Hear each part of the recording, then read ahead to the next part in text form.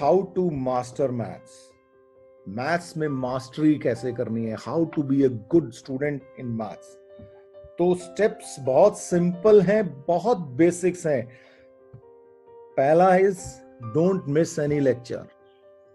जब आप lectures miss करते हैं तो आपकी कॉन्टिन्यूटी ब्रेक हो जाएगी और फिर आपको मुश्किल आएगी। ऑल्दो ये जो लेक्चर्स हैं हम ऑनलाइन इसको अपलोड कर देंगे, लेकिन क्लास की जो बात होती है वो अलग ही होती है। वहां पे आपके पास ये अपॉर्चुनिटी होती है कि भाई आप क्वेश्चंस पूछ सकें, और मैंने आपको पहले ही बोला कि we will encourage you to ask questions. आपका जो भी डाउट है वो हाथ के हाथ हम उसी वक्त खत्म कर देंगे। तो इसलिए ट्राई कि you do not miss any lectures. Number 2, revision and revision. Revision तो आपको करना ही करना है, और रिविजन, विजन मतलब विजुलाइज आपको करना है कि जो आपने पढ़ा एक्चुअली हो क्या रहा है। तो आप सिचुएशन ये होनी चाहिए कि जब आप रात को सोएं तो आप आंखें बंद करें और सोचें कि आज आपने दिन में मैथ्स में क्या किया, और मैथ्स ही क्यों, बाकी सब्जेक्ट्स में क्या किया। तो वो आपके दिमाग में एक पिक्चर की तरह मूव करना शुरू कर देना चाहिए कि ओके हमने ये किया। अगर आपने ये कैपेसिटी डेवलप कर ली, और बहुत मुश्किल नहीं है, आप अच्छे से अगर आपने रिवाइज किया होगा तो ये ऑटोमेटिकली आपके दिमाग में आ जाएगा कि यस ये हमने पढ़ा तो हम इसको आगे बढ़ सकते हैं।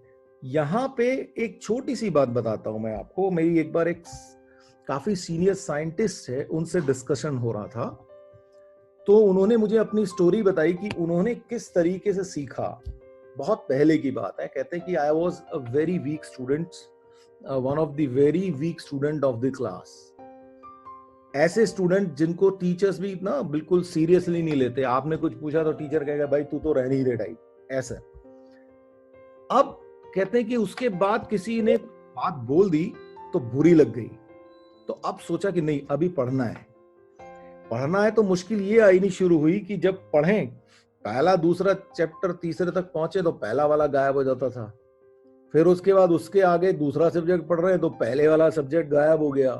तो कहते शुरू में बड़ी मुश्किल आई। तो अब क्या किया कि भाई ठीक है, अब रूटीन ही बना लिया, 1 2 3 एंड देन अगेन 1, ठीक 3 4 5 अगेन 2। तो इस तरीके से करते करते कहते हैं कि end of the 2 years situation ये हो गई थी कि हर चीज याद थी, कौन सा क्वेश्चन कहां पे कैसे आ रहा है, क्या उसका आंसर है वो भी याद था। तो ये बेसिकली रिवीजन।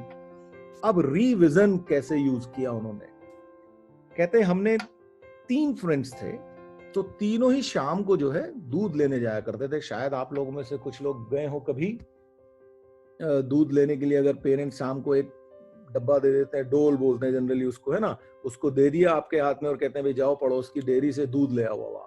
कहते हम तीनों जाया करते थे। तो हम पहले से डिसाइड करके जाते थे कि हमें क्या डिस्कशन करना है। तो फॉर एग्जाम्पल अगर मैं मैथ्स लेके गया तो दूसरे वाला शायद केमिस्ट्री पढ़ के आएगा और तीसरे वाला फिजिक्स पढ़ के आएगा। मैंने जो मैथ्स पढ़ा मैं उनके साथ डिस्कस कर रहा हूँ, वो मुझसे क्वेश्चन पूछ रहे हैं, I am trying to answer them.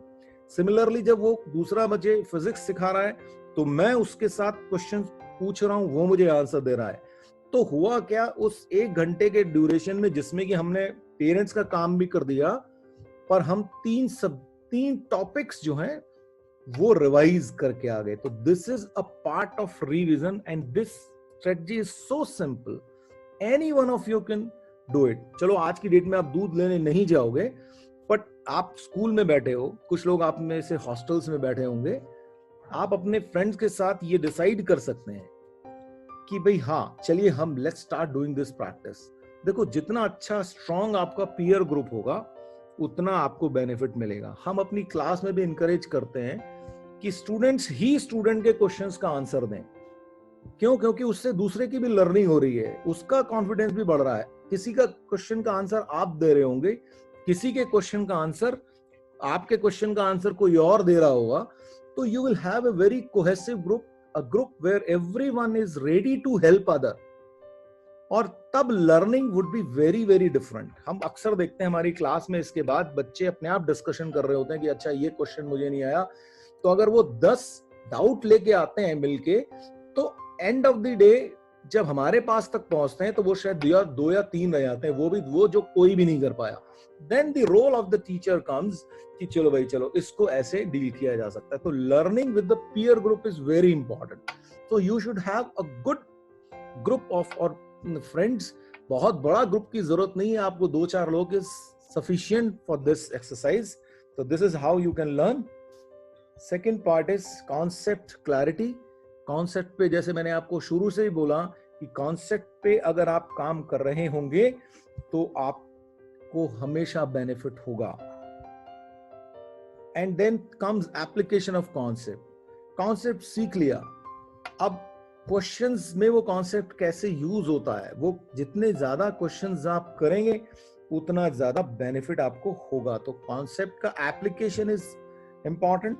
और third part is time bound application of concept. देखो आप शुरू में जब आप क्वेश्चंस करने बैठोगे ना तो हो सकता है 10 मिनट में आपसे क्वेश्चन नहीं हो, लेकिन जब आप उसको रिवाइज करेंगे तो अगली बार वो टाइम जो है कम हो जाएगा.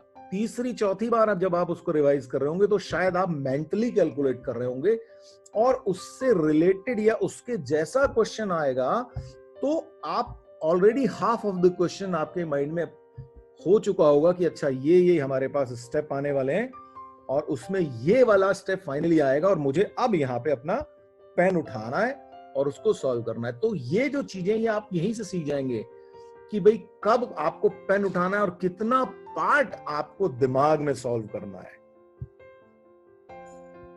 और very important, do at least 50 questions daily. देखो 50 क्वेश्चंस डेली का मतलब ये नहीं है कि आप बड़े मुश्किल 50 क्वेश्चंस कर रहे हो. इसका मतलब सिंपली ये है कि आपको सबसे पहले अपनी जो भी हम आपको कॉन्सेप्ट दे रहे हैं, आपके पास एनसीईआरटी होगी, आपके पास कोई स्कूल बुक होगी, आप उसके क्वेश्चंस करिए. वहां पे सिंपल क्वेश्चंस होते हैं लेकिन वो आपकी स्ट्रेंथ को इंक्रीज करने के लिए बहुत अच्छे हैं. कॉन्सेप्ट कैसे अप्लाई हो रहा है, फॉर्मूला कैसे अप्लाई हो रहा है, ये उनसे आप सीधा सीख जाएंगे. और जब बहुत सारे ऐसे क्वेश्चंस करेंगे तो आप फिर कॉम्प्लेक्स क्वेश्चंस करने में आसान ही होगी आपको. ये आपने पहले भी नोट किया होगा. क्लास 10th में भी बहुत सारे बच्चे शुरू में कहते थे सर एपी बड़ी मुश्किल है, सर ट्रिग्नोमेट्री बड़ी मुश्किल है. फिर आखिरी में जब वो पहुंचे तो फिर अब वो बहुत सारे क्वेश्चन जो हैं बड़ी तेजी से क्वेश्चंस करना शुरू कर देते हैं. क्यों? क्योंकि उन्होंने प्रैक्टिस की होती है. Another very important point is always be test ready. आपको टेस्ट के लिए हमेशा तैयार. आपको ये नहीं करना कि मेरे को अभी कोई बताएगा फिर मैं 5 दिन उसकी तैयारी करूंगा उसके बाद मैं टेस्ट दूंगा. अगर ये अप्रोच है तो आप समझ लें कि आप रिवाइज भी नहीं कर पाएंगे एग्जामिनेशन से पहले. इतना सारा सिलेबस है आपका. लेकिन अगर आप धीरे धीरे अपने आप को स्ट्रॉन्ग करते चलेंगे तो फिर आपको कभी भी प्रॉब्लम नहीं होगी. तो टेस्ट से कभी डरना नहीं है. Be ready for test. की चलो सर ले लो, कभी भी ले लो, आपको अपनी वीकनेसेस ही पता चलेंगे एटलीस्ट. फोकस ऑन बेसिक्स में हम बात कर ही चुके हैं. Make 1 pager formula. ठीक है, आपके पास हर टॉपिक का जो भी हम पढ़ाएं उसके 1 पेज के आपके पास नोट्स होने चाहिए. आपने करना क्या है, एक A4 शीट ले लो, उसको फोल्ड कर लो, अब आपके पास 4 पेज हो गए. उस पे आपका पूरा का पूरा चैप्टर लिखा होना चाहिए और उसको आप सोते जागते एक बार देख लो, दिन में 2-3 बार देख लो, तो फिर आपको सारे के सारे फॉर्मूलेज याद हो जाएंगे.